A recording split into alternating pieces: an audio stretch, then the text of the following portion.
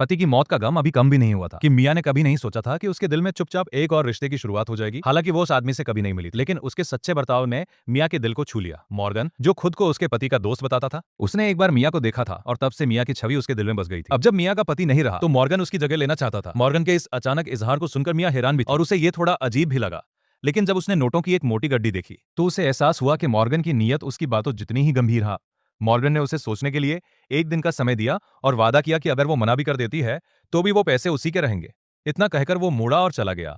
Morgan को दूर जाते देख मिया को हैरानी के साथ थोड़ी उम्मीद भी महसूस हुई। अगली सुबह मॉर्गन वादे के मुताबिक आया और घंटी बजाई। आज का मिलना जुलना कल से कुछ अलग लग रहा था। मिया के गालों पर हल्की लाली थी, दोनों के बीच एक अनकही समझ बन गई थी और उसने बड़ी चतुराई से अपने अंदाज और आकर्षण का प्रदर्शन किया।